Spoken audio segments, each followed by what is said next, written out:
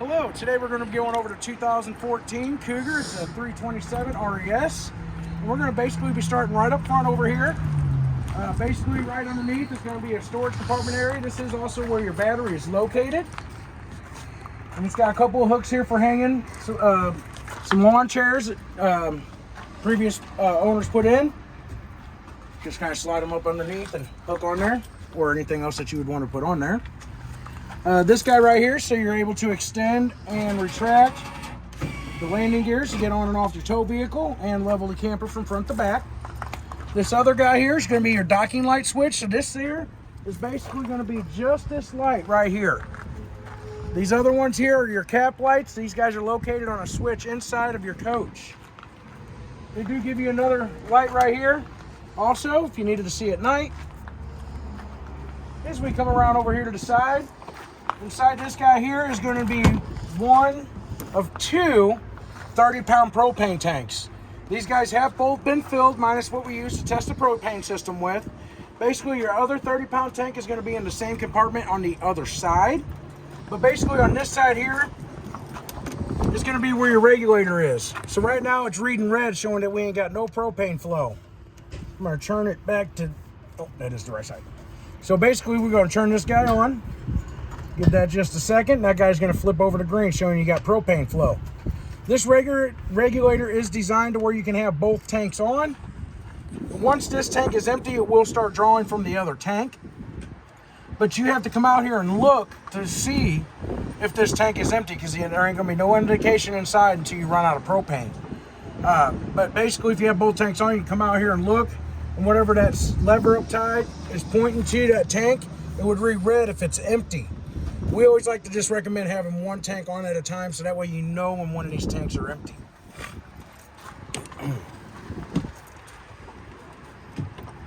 After that, we're going to have pretty much our pass-through storage compartment. Inside here is your 50-amp power cord. It does come with the coach. You're going to lift this guy up here, and you're going to have two handles here. Basically, you got your gray tank, basically your bathroom sink and shower and washer drain. And then you got your black tank, which is just the toilet. We'll talk a little more about that here in just a second. Right over here is going to be like a little water station area. You got your outside shower that's basically connected to the spray port here. As you see up here, this tells you a caution. This is your sewer tank flush.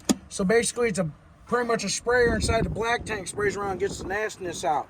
Whenever you go to hook up to this guy, I do always like to recommend that you should have a pressure regulator on the water spigot.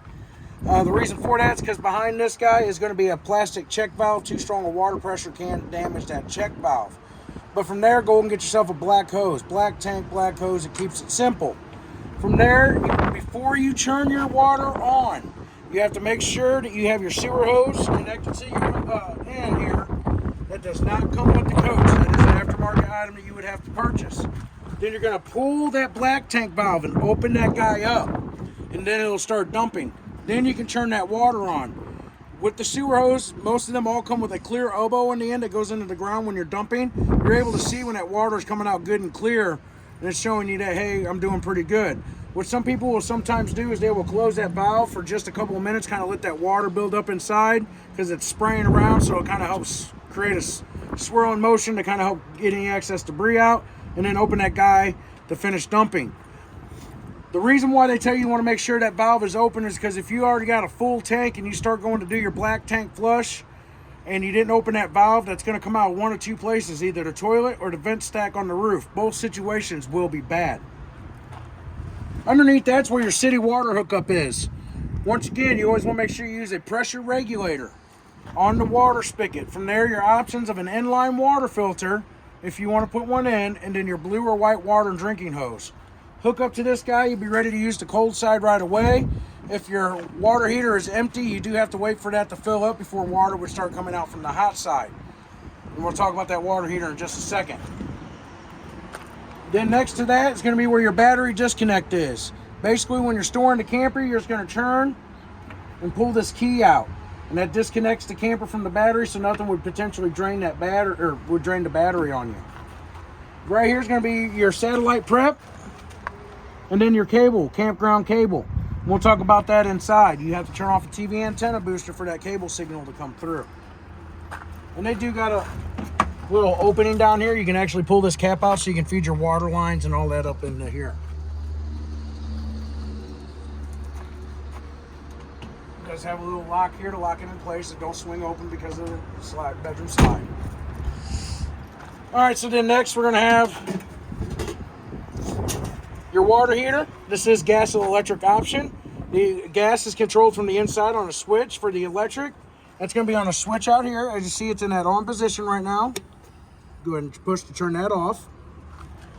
You always do want to make sure there is water inside this before you turn on the electric, because if you do not have water in here and you turn on that electric, you will burn the element up in this, and then you'll have to have that replaced. Whenever you are done camping, you always do want to try to get all the water out of the coach. To get the water out of the water heater, you're going to open this guy to relieve the pressure and then remove this down here. This is your ano rod. It's a 1 1/16 socket. This guy basically starts out the size of a dime and will work itself down to the size of a coat hanger. Basically, it's attracting the impurities in the water, so it'll attack that rod and not your tank, because it is a steel tank.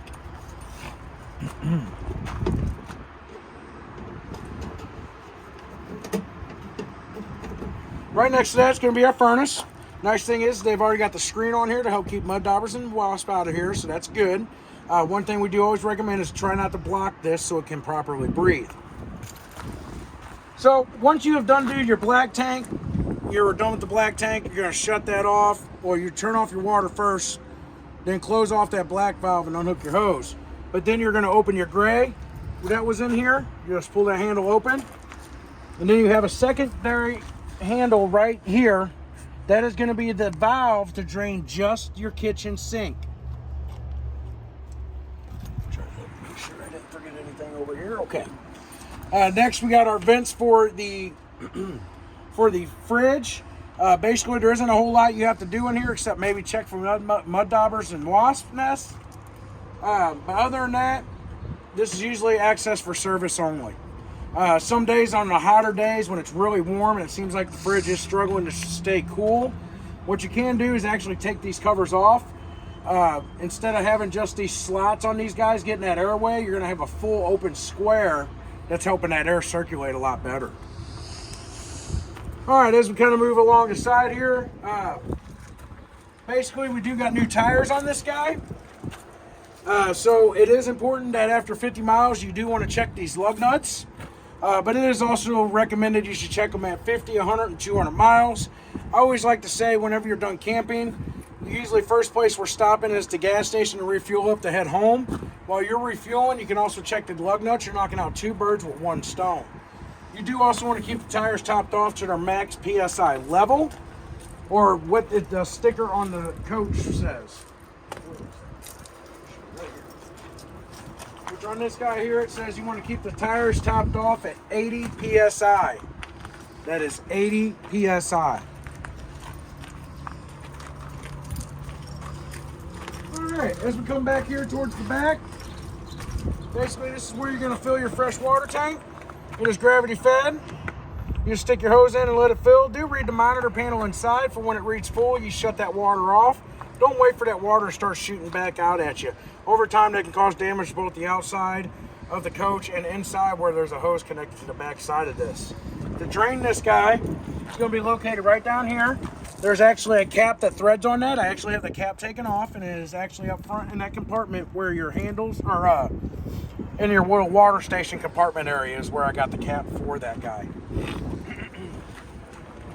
Next is where your 50 amp power cord would hook up. Right now we just have our shop one hooked up to this guy. Then we got our ladder to the roof. It is recommended you get on your roof every 90 to 120 days to inspect the sealant. The reason for that is during the hot days, if you're pulling it down the road, that sealant can start to soften up and create air bubbles and then pop. Or after some time, that sealant will start to dry out and start cracking. When that happens, you want to clean those areas and reseal those. A lot of times you can usually use the self-leveling lap sealant. That's what you're going to be looking for. Right. So once your camper is level, you know, you got your camper good and level from side to side and front to back, We didn't really discuss that in the beginning, but you're leveling front to back with our landing gears. For the side-to-side aspect, while you're still hooked to the tow vehicle, use a carpenter's level right inside the doorway, or you can use stick-on levels. There's levels on here, stick-on levels are already on here, but one of them is broken. So you would have to try to get new ones, but we do recommend the carpenter's level right inside the doorway for the better measurements. But once you're level from the side to side and the front to back, basically you're going to lower your stabilizer jacks here in the back, and these are 3/4 inch sockets. You say that, put it on a drill, those are a lot easier, or raises and lowers them a lot easier. Do not use an impact drill. That hammering concept damage those jacks over time. All right. Let's see here. Where was that? Oh, there it is. So, right underneath your steps is where your low point drains are going to be located. There's red for hot, blue for cold. Can't quite see that red through the insulation there, or spray foam. But basically, when you're done camping, I always like to say take those caps off, open the faucets, and it's going to help get all the water out of the water lines, because we want to try to get much of it out as possible. Water left in this camper after usually a 2-week time frame can start becoming stagnant or bad. When that happens, then you got to try to sanitize it by putting bleach in the fresh water tank, filling it, run it through the lines. You got to let it sit for a couple hours, then you got to flush the system. So always try to get most of that water out. And then also those are used when you go to winterize your coach. Basically for your entry door, it's going to be this black Bauer key right here. So for the door handle here itself, you put the key in and you turn it to the right, and it locks the handle itself. For the deadbolt, you have to turn the key to the left to lock the deadbolt. That guy right there. I'm pretty sure. Oh, all right. So if you go like that and you can't pull the key out, it shows that you locked it. If you turn it to the right, oh, this one ain't gonna let me do it. That's what I thought. Basically, if you turn it to the right, you're not locking your deadbolt, and it does have to be straight up and down to pull the key out. It does also have it where you can put in a code to lock the deadbolt as well. I do apologize, I do not know the passcode for that at this time. I'd have to take this cover off to find out what the passcode is for you guys. Now we'll try to take care of that after this virtual so I can write it on a piece of paper for you guys so we know what that code is for you. After that, the black key here, the square key, is going to be for your compartment doors. And then the silver key was actually for the compartment for the fresh water fill. You do have another storage bin right here. The only downfall is they didn't really give you a strap to lift this guy up. I had to fight this guy last time too. But basically you got storage inside here as well. A lot of times people will keep the manual crank handles inside here, basically for those. You do got a light here, so if you needed to see, you got a 110 hookup, and if you wanted to watch TV outside. And then this compartment here is where our other 30-pound tank was located. Your steps are real simple. These guys basically will fold up and then fold in.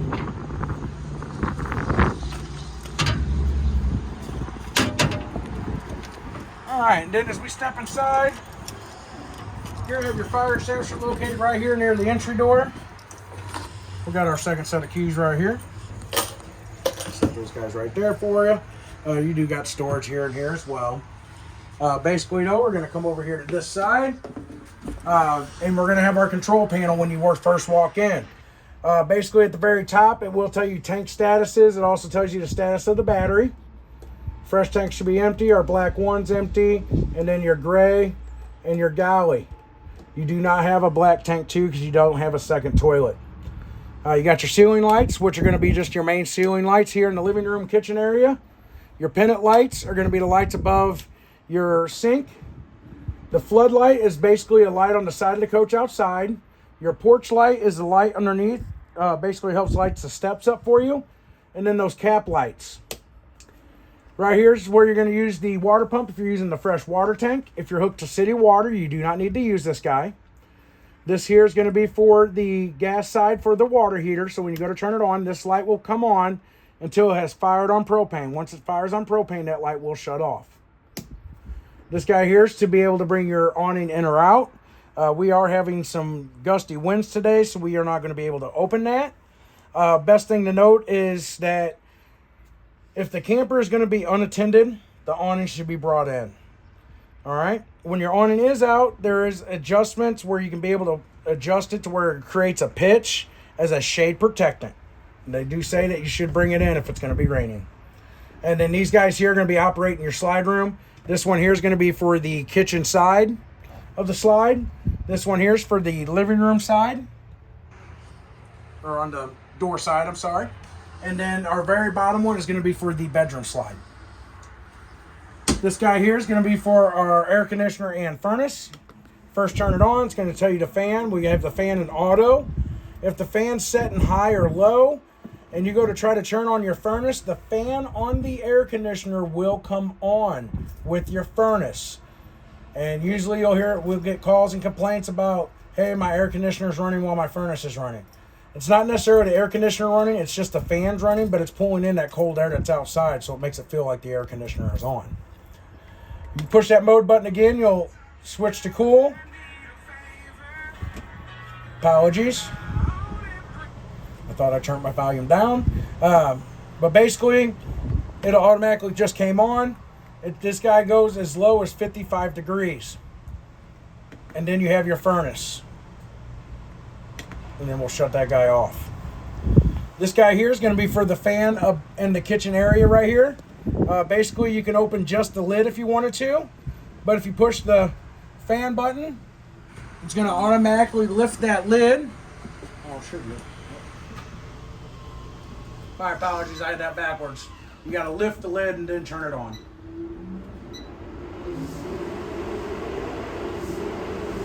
You hear that wind's catching that fan. Yeah, it's very windy today.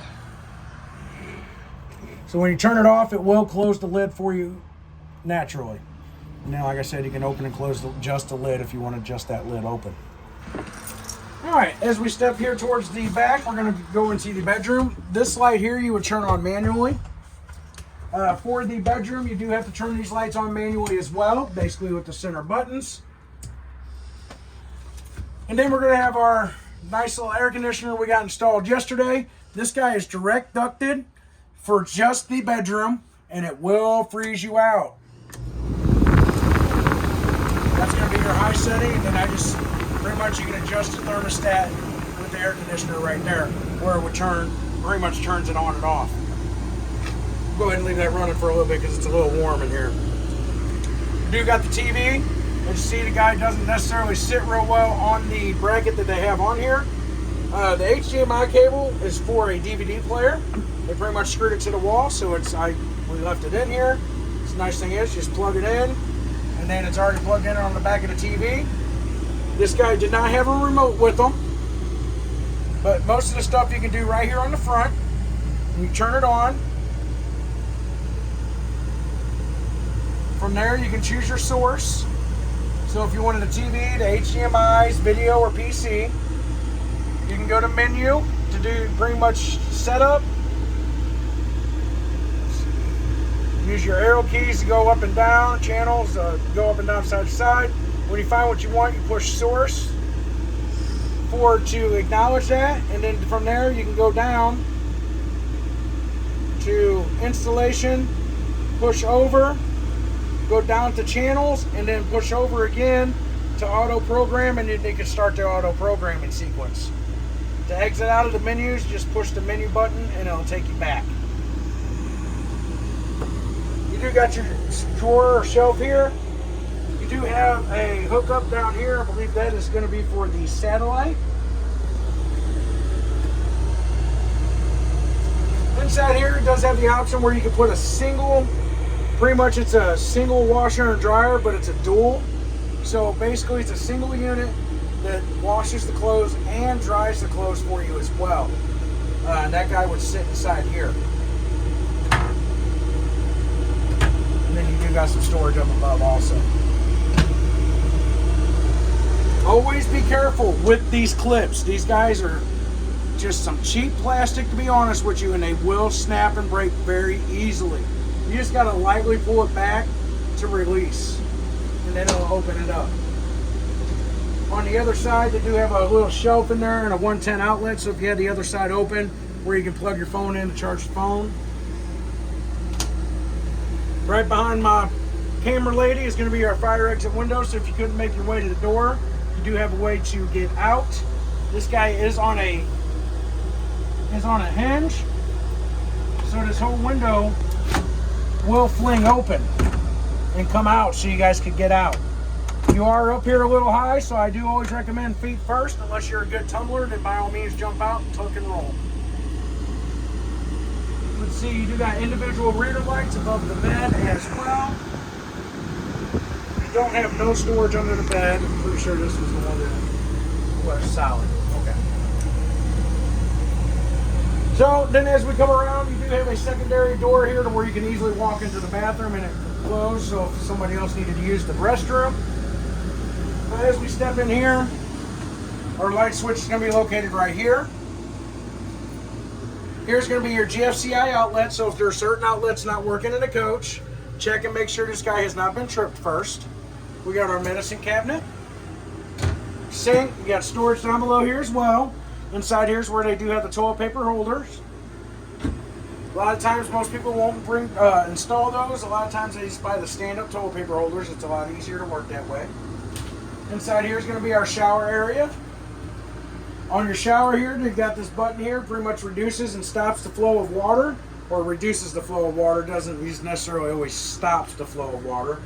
But that is so you can try to get the most out of your hot water heater. The average American uses 38 gallons of hot water when they take a shower. That is not a 38-gallon hot water heater on your camper. That guy, I believe, was just the 6 gallons, so you're just outmatched out the gate. But by reducing that flow of water, you are able to get the most from your hot water. Really quick showers. Military style showers is what they usually recommend. So you turn that water on, soak yourself down, hit that button to reduce that flow of water, suds up, turn it on to rinse off, and then get out. Next, we got the toilet. Basically for the toilet, you would lightly press on the pedestal to add water. Generally, we want to try to always have water in the bowl of the toilet. I do always like to say if you take non-stick cook spray, spray the bowl of the toilet, helps everything slide down easier, makes it easier to clean for the cleaner. When you go to first use the toilet, you do always want to make sure that you put a chemical in the toilet, whether you're using the liquid or the pouches. If you're using the liquid, I always recommend you can either go 1-2, because 2 ounces will treat a 40-gallon tank, or buy yourself a 2-ounce shot glass and you can just keep it in the medicine cabinet. Then you can feel like you're getting the toilet drunk with you. Put it in there, you can flush it down. Usually you put a gallon of water in there with it, and then you're ready to use the toilet. You don't have to put that chemical in every time you use the toilet, just when you first start to use it. If you're using the pouches, I do always recommend make sure you have water in the bowl of the toilet. Put that pouch in the bowl of the toilet and see it dissolve. I have seen situations where you go to empty a tank and that pouch just comes right out complete and it didn't even dissolve or break up and didn't do anything for the tank like it was supposed to. You do got a vent in here as well. You got your on and off switch here, and then your handle to open and close, which it's got a vent lid on it as well. So you could always leave it kind of cracked if you wanted to. Just note, depending on how the rainwater, how it's raining, water can still get in there, so just be mindful of that. And then you do got storage here as well. And then this door here will open like so. Alright, as we come around, you're going to have storage here, like your pantry shelves, storage shelves. Are going to be located in here and in here. Down below here is where our fuse panel box is located. So basically everything that has to have sure power or how plug into a main power source is going to be on the breakers. Everything that runs off the battery is on the fuses. And as you see, everything is labeled for you. Right next to that is going to be where our carbon monoxide and LP detector is located. So eventually, if it's sensing propane in a coach, it is liable to go off, or carbon monoxide. But you do want to test this guy every 7 to 14 days, and it even tells you test. And just push that button. And as you see, we're performing that test, nice and simple. And it should go back to green. Just that simple. If that guy does start going off, you do want to take emergency precautions by basically getting everyone out of the coach. But the first person out of the coach is turning off the propane tanks. You're shutting off the main supply of that propane. I'm going to turn that on. From there, everybody else is going to get out, even your goldfish named Steve or whatever. Anything that basically breathes, you want to get out of the coach. Then you're going to get 50 feet away for 15 minutes. After that 15-minute time frame, one person's going to come back in here. And the first place I always like to tell them to check is the stove. As you see, these knobs are on the outside. Someone can just be sitting here leaning, just not even thinking about it, and they got these buttons pressed in. Or they slide around, and they're liable to turn it on. Just turn a knob like that where that propane is coming out. If that's the case, you can turn that off, turn the propane back on, you're going to be good to go. See, this is fine. You go to turn it on, it does start going off again. Do turn it off and have it looked at and serviced because it's sensing potentially propane in your coach, and you want to take emergency precautions for that.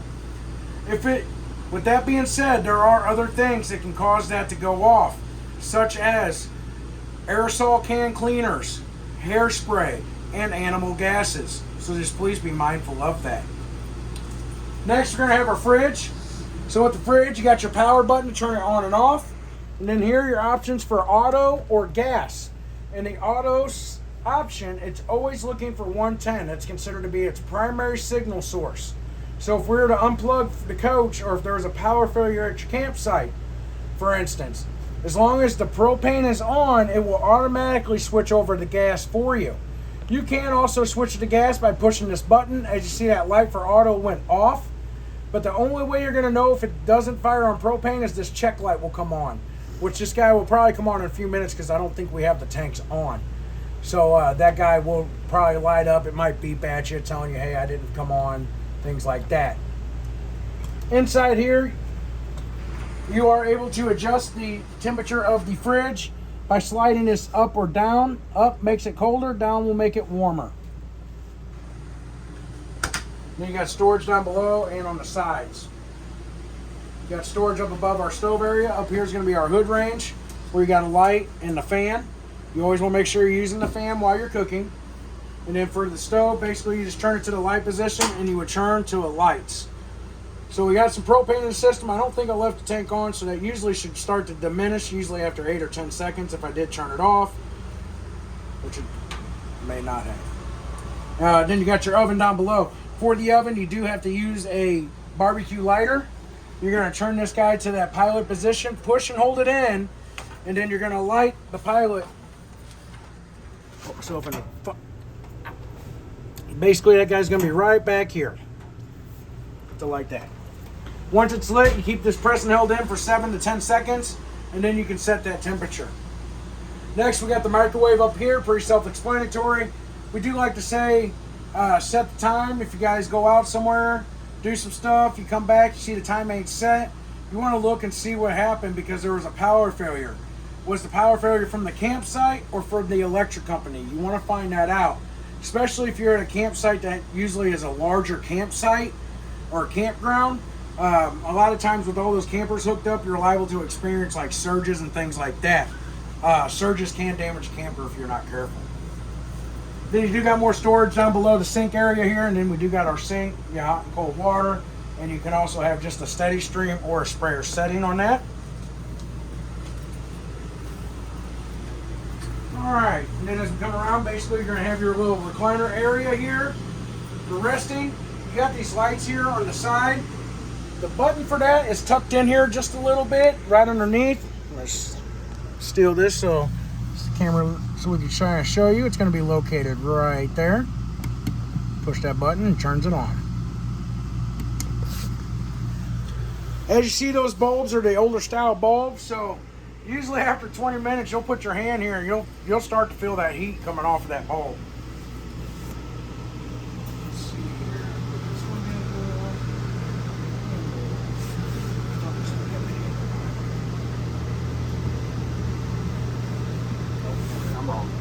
I'm wrong. Never. You do have storage underneath this guy here. Slide out, give you some storage there. So next over here, basically, you're going to have your areas. Your shelf area here. You got a little cabinet shelf underneath. They do have a plug here to where you could set something inside here if you wanted to, like the DVD player, or not DVD player, your gaming console, things like that. And it'll just come up through these holes here. You do got storage up above. And inside here, let's see what we're doing here.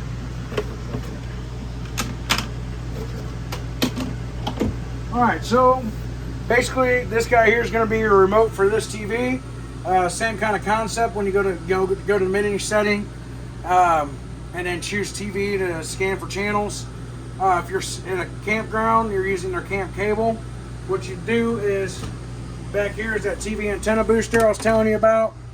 You basically turn this guy off by just pushing this button there, and then the cable signal feed will come through.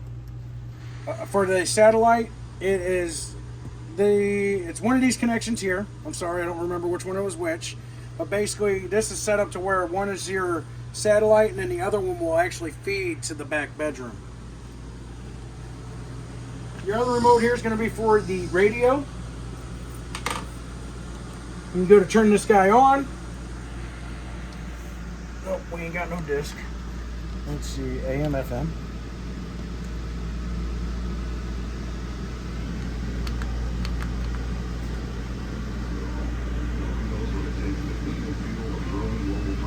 So you got speaker zone A, which is going to be, these speakers in the living room area.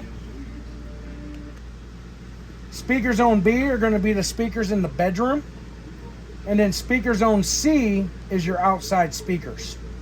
You can have them on all at the same time if you wanted to, or you can have just the one. I tell you this because this is also your DVD player, so if you are watching a DVD, I do like to recommend that you would turn off speaker zone C, so that way the people outside ain't hearing or listening to the movie that you're watching. Especially if you guys are having a romantic evening, you're trying to spice up the evening a little bit. You got your fireplace going, you laid down a nice little bear rug, having a nice little romantic evening. Well, you put a little risque movie in there to spice up the night. Well, we don't need those outside people hearing that, because you're going to get a knock on the door and they're going to liable to say two different things to you. Either, hey, my kids are hearing some funny noises coming from your speakers, or hey, you guys need an extra hand. Because there are those kind of people out there at campgrounds. Always be mindful. And then this guy here is going to be for your fireplace. Basically, you got your power button. You can change the color of the flames. This guy here is going to be for either the ambiance look, and then it'll have a low and a high fan. And then this is a timer setting from like 30 minutes to usually like 8 or 9 hours, where it just shut off on its own. These guys are meant to kind of help take the chill out of the air. When it is colder outside, you do want to make sure that you are using the furnace on the unit, because it also helps heat the underbelly so things wouldn't potentially freeze.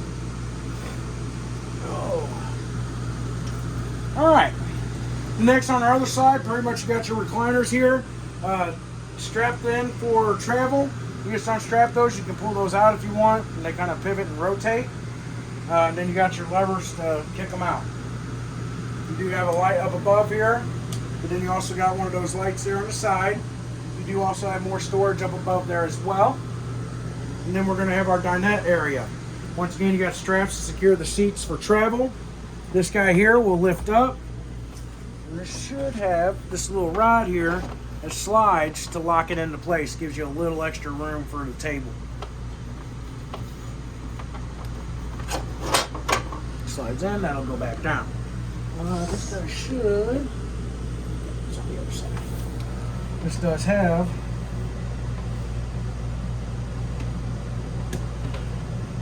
a strap here to where you can actually secure this so it isn't flapping around during travel. So your light, then your set light, that's going to be this guy right in the center to turn that on and off. Alright, and then from there, we have basically made our way to the door. Hopefully this video was knowledgeable and informational for you guys. If you guys do have questions, please feel free to call us, and we do our best to answer all those questions for you over the phone. Thank you, and have a wonderful day.